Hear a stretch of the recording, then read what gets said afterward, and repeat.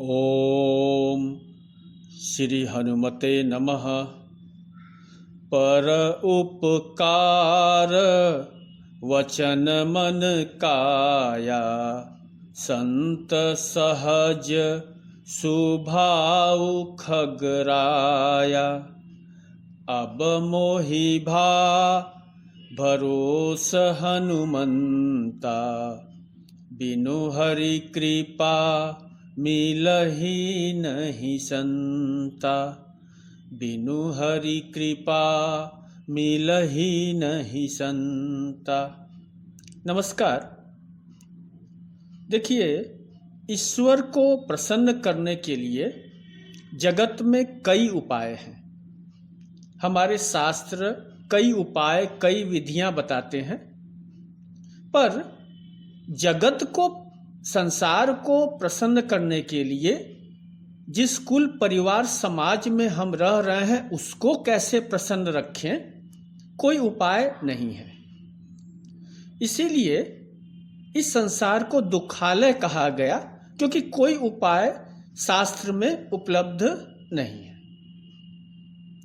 क्योंकि यहाँ भोग की प्रधानता है और भोग से तृप्ति नहीं मिलती, तो मन अशांत रहता है, अप्रसन्न रहता है। आदि शंकराचार्य का कथन है कि प्रसन्न चित्ते परमात्म दर्शनम, यानी चित्त की प्रसन्नता से ही परमात्मा का दर्शन संभव है। तो जीव प्रसन्न होने के लिए क्या करे?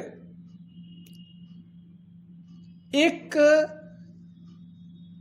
सरल उपाय प्रभु श्री राम ने सबरी माई को बताया था। वहां भक्ति का मार्ग बताया था। प्रथम भगति सन तनकर संगा, अर्थात ईश्वर को, प्रसन्न सच्चिदानंद को प्राप्त करने के लिए पहली भक्ति यह है कि संतों की संगति मिल जाए। तो कुछ करने की आवश्यकता नहीं होती, और संतों का सामीप्य हमें प्रसन्नता प्रदान कर सकता है, हमें सुख दे सकता है। एक प्रश्न यह भी उठता है कि हम संत को कैसे पहचाने? तो उसका एक सूत्र काकभूषुंडी जी ने दिया। पर उपकार वचन मन काया, संत सहज स्वभाव खगराया। यानी कि संतों का सहज स्वभाव होता है परोपकार, मन कर्म वचन से परोपकार, और हरि कृपा से संतों की संगति मिलती है। यानी हम जगत में बताए गए उपायों से हरि को पूजें और हरि कृपा से हमें संतों के दर्शन होंगे, उनका सामीप्य होगा, हनुमत तत्व की प्राप्ति होगी। और यही एक सामान्य तरीका, एक स्थापित तरीका है प्रसन्न होने का। काशी महादेव की नगरी है, शिव भक्तों की नगरी है। भगवान भोलेनाथ की कृपा से इस धरा पर हर युग हर काल में संतों का आगमन होता रहा। सप्तऋषि आए, जैन तीर्थंकर आए, बुद्ध आए, शंकराचार्य आए, रामानुजाचार्य आए, रामानंद स्वामी आए, कबीर, तुलसी, नानक आए, रैदास आए, और अनगिनत संत आते गए। यह प्रवाह निरंतर बना रहा और आज भी है। और यही मूलतः काशी की मुक्ति का राज है। मैं यहां एक बात स्पष्ट कर दूं, काशीवास का अर्थ कृपा करके संकुचित न करें। यह एक प्रतीक है, और वैसे भी धर्म प्रतीक के सहारे ही चलता है। तो काशीवास भी एक प्रतीक है, और जिनके हृदय में उमा महेश निवास करते हैं वे सभी काशीवासी हैं, कैलाशवासी हैं। अवश्य भूगोल का महत्व है। काशी तीर्थ है। और आप इस प्रक्रिया को ऐसे समझें जैसे आजकल पढ़ाई में क्लासरूम कक्षा, एक पढ़ाई क्लासरूम में होती है और एक डिस्टेंट लर्निंग यानी कि एक ऑनलाइन की पढ़ाई की सुविधा भी आ गई है। तो अब यह विद्यार्थी पर निर्भर है कि वह कितनी बातें पकड़ पाता है। तो काशीवास मतलब भूगोल तो है ही, भाव रूप में भी व्यक्ति काशीवास में काशीवासी हो सकता है। तो यह संतों का आगमन निरंतर होता रहा।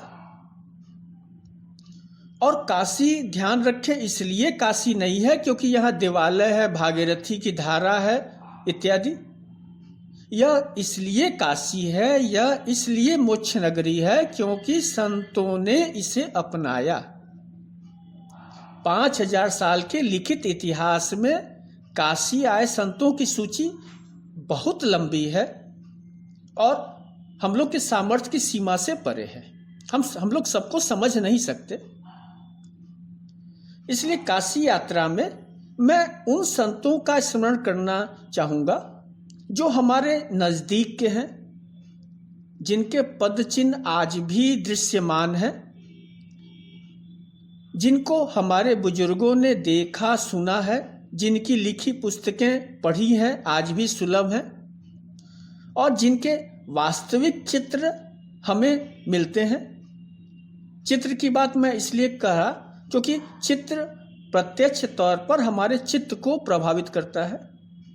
तो इसीलिए काशी यात्रा में आज हम लोग 19वीं और 20वीं सदी के संतों की चर्चा करेंगे।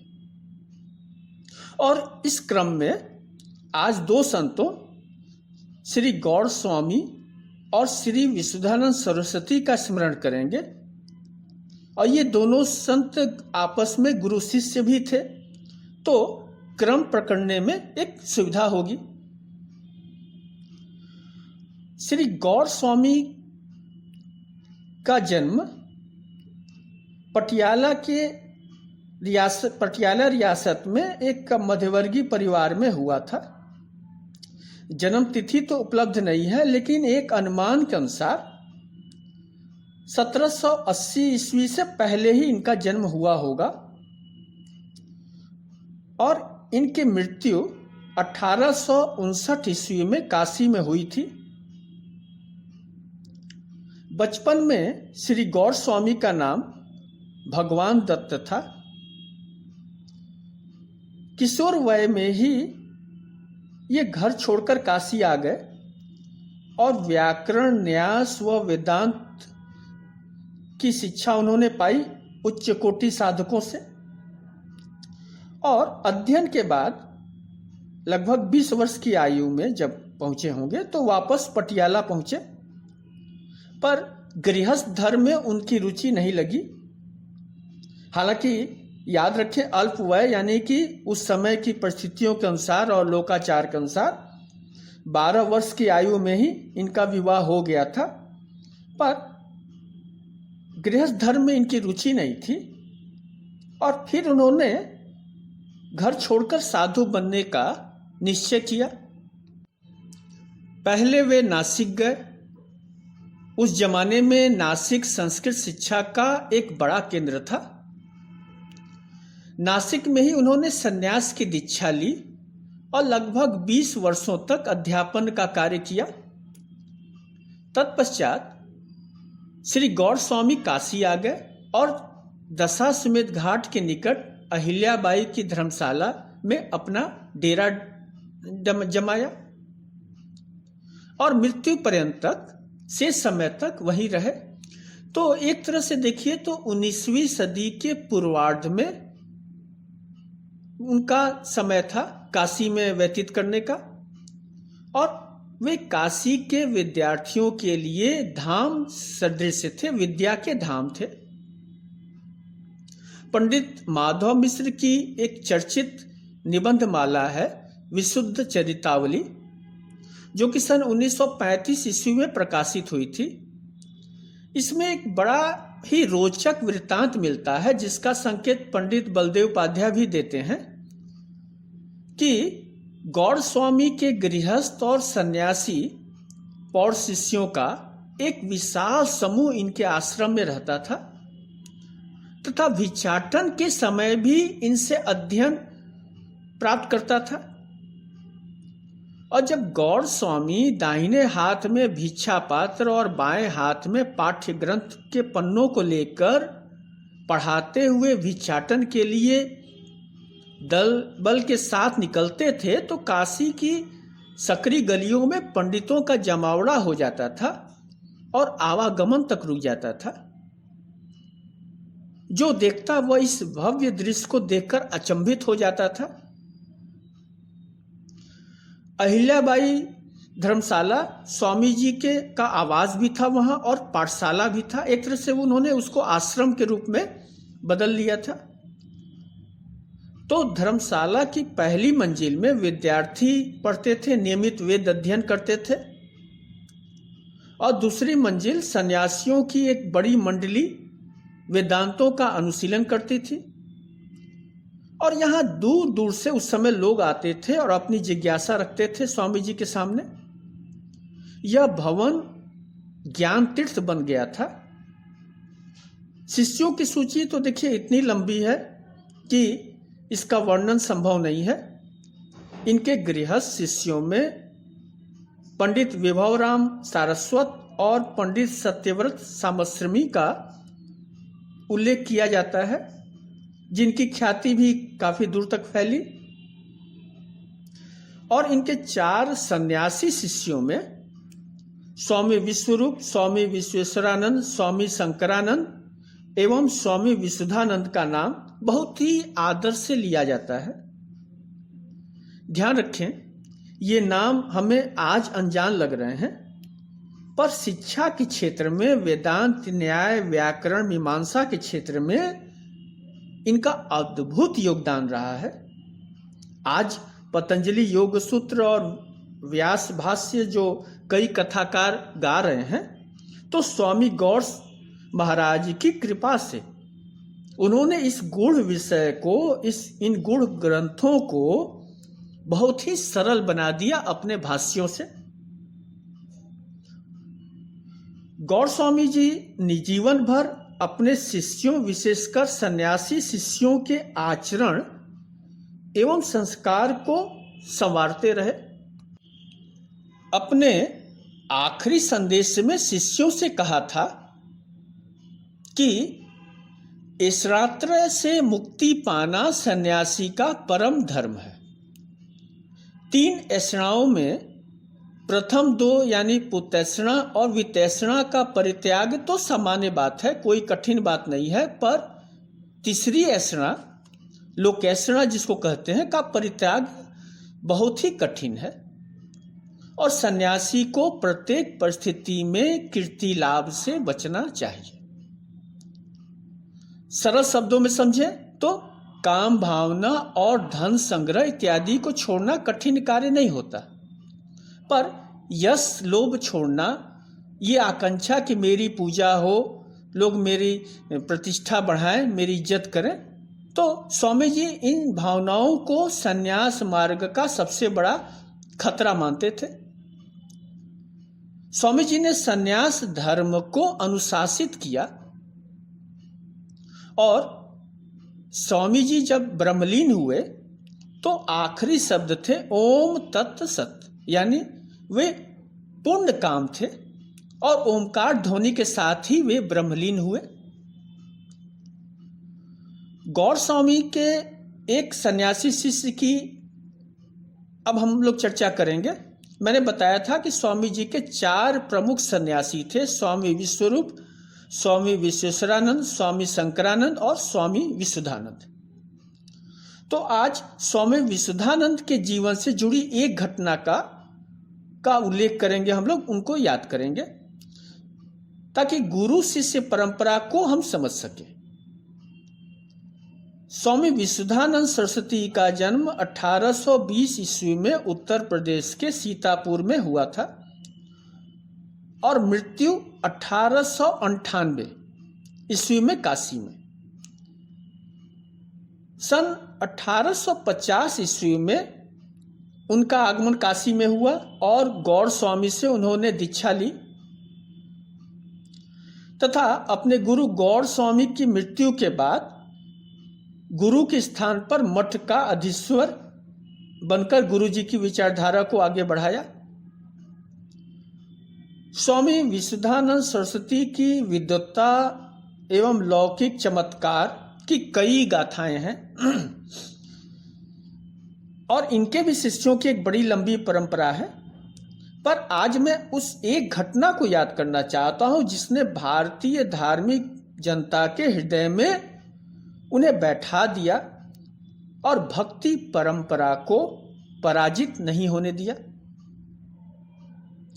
आपने दयानंद सरस्वती महाराज का नाम जरूर सुना होगा, जिन्होंने आर्य समाज की स्थापना की थी और वे मूर्ति पूजा को वेद विरुद्ध मानते थे और यही नहीं, कई हिंदू संस्कारों को विशेषकर श्राद्ध कर्मों को खत्म करना चाहते थे।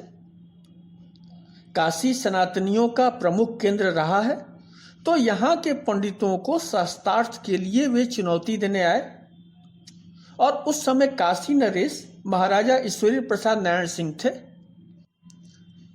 काशी नरेश की आज्ञा से 16 नवंबर 1869 को एक ऐतिहासिक शास्त्रार्थ वर्तमान में दुर्गा कुंड मंदिर स्थित जो आनंद पार्क है, वहाँ जहाँ स्वामी भास्करानंद जी की समाधि स्थल है, वहाँ आयोजित हुआ था। उस समय के रिपोर्ट के अनुसार हजारों लोग काशी के एकत्रित हुए शास्त्रार्थ सुनने के लिए, जिसमें कि बड़े बड़े लोग थे और हिंदी गद्य के जनक साहित्यकार बाबू भारतेंदु हरिश्चंद्र भी उस भीड़ में थे।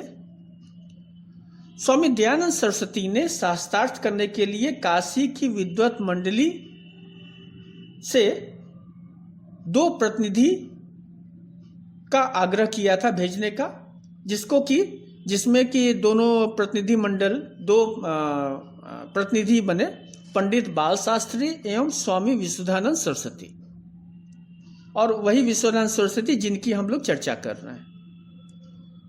शास्त्रार्थ का प्रारंभ स्वामी दयानंद सरस्वती महाराज ने किया और पूछा कि प्रतिमा पूजन वेद में कहाँ लिखा है। सामवेद में केवल एक बार प्रतिमा का निर्देश है, परंतु वह भूलोक की बात न होकर ब्रह्मलोक की बात है। तो यहां से उन्होंने बहस की शुरुआत की। इस पर काशी के पंडितों ने विरोध किया। बाल शास्त्री महाराज ने कहा कि ब्रह्मलोक में जब उपद्रव हो तो उसकी शांति करनी चाहिए, ऐसा सामवेद में लिखा है, पर कहाँ, इस मृत्यु लोक में ही संभव है, क्योंकि ब्रह्मलोक में जाकर करेगा कौन। तो दयानंद सरस्वती महाराज ने कहा कि स्वर्ग आदि लोक में इंद्रादि देवता हैं। तो विशुद्धानंद सरस्वती महाराज ने इसका उत्तर दिया कि देवता मंत्रात्मक होते हैं, इंद्रादि देवता वैदिक मंत्र के स्वरूप होते हैं, उनकी देह नहीं होती, तो यहां जाकर शांति करेगा कौन। तो फिर दयानंद महाराज ने उपासना की बात उठाई।